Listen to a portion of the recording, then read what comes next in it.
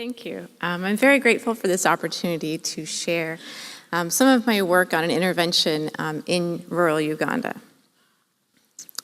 We all know that the majority of people who are HIV positive worldwide are still unaware of their status. We also know that HIV testing and counseling can be effective at helping people change their behavior, but we see this more for people who test positive, but less so for people who test negative. Furthermore, a lot of these studies are older studies where VCT was the primary model for HIV testing, and counseling was much longer than we see with provider-initiated testing, where counseling may be as short as 5 to 10 minutes. So we obviously then wonder whether or not provider-initiated testing will still be effective at helping people change behavior. And furthermore, how can we potentially maximize the time that we have to do very sort of potent counseling to maximize potential behavior change? So that was really the goal of our intervention. Our intervention was based on the information, motivation, behavioral skills model, and we used motivational interviewing techniques where counselors delivered client-centered counseling to help patients identify their risk behaviors, choose a behavior that they thought they could change. They discussed barriers to change and how they might overcome those barriers, and ultimately develop a risk reduction plan. We also designed the intervention to be very brief so that if it was effective, it could be sustainable.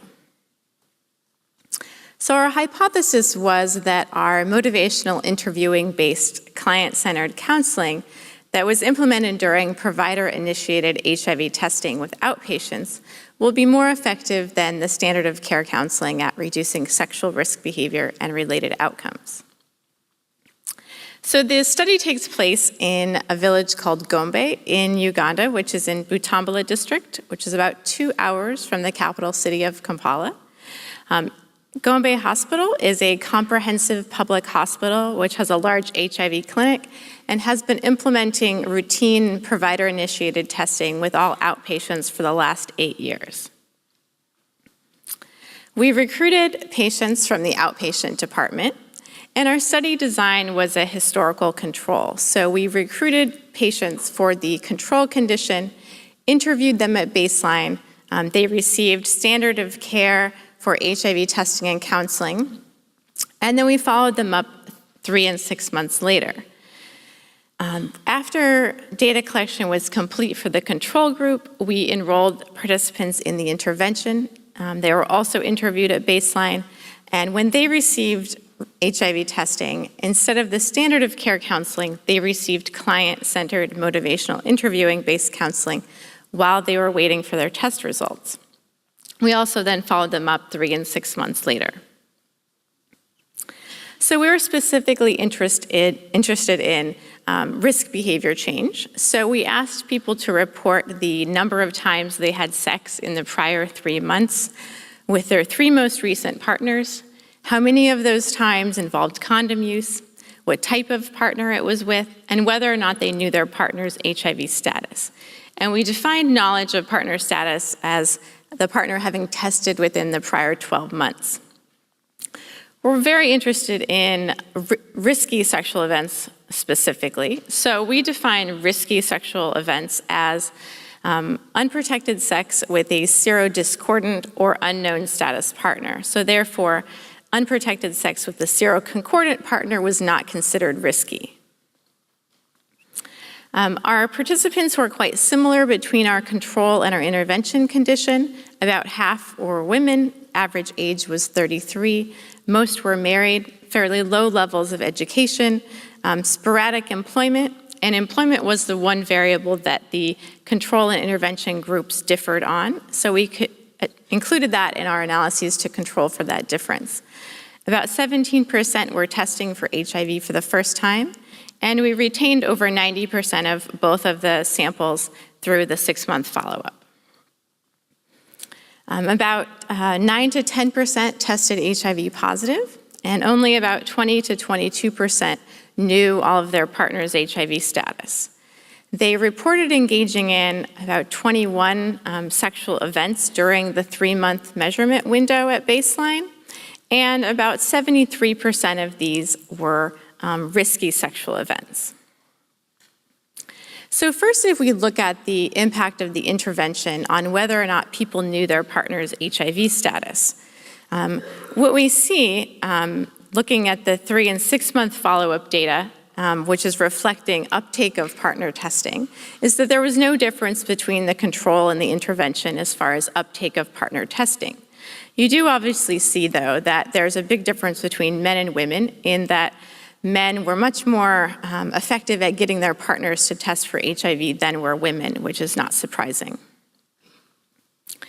Now, if we look at risk behavior, specifically here, we're looking at the percentage of total sex acts that were risky. Our intervention condition is shown in the red lines and the control in the blue lines. So we can see that for the intervention participants, they decreased risk over time, whereas those in the control condition initially decreased risk, but then subsequently increased risk at 6-month follow-up. So the intervention was more effective than the control at reducing risk.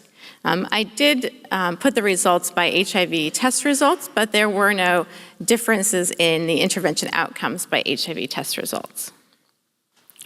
Now, if we look specifically at the number of risky sex events, which I think is a better indicator of the magnitude of potential HIV transmission, because obviously someone engaging in more risky sex acts has more potential for HIV transmission than someone with fewer acts.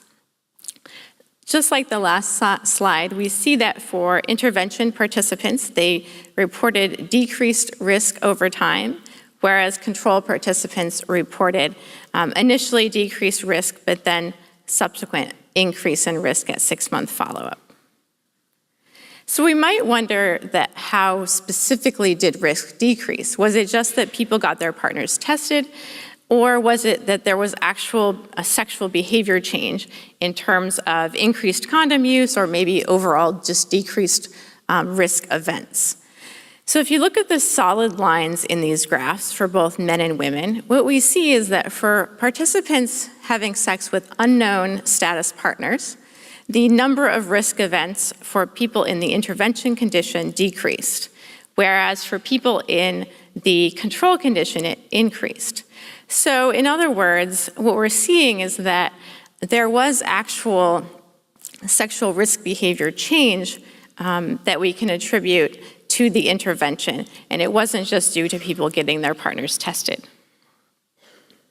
So just to summarize, I think one thing that is pretty clear from the data is that we need to do more work to help women get their partners tested, since the uptake of partner testing was much lower for women than for men. And we were very encouraged that the intervention was effective for both people who tested positive and for those who tested negative.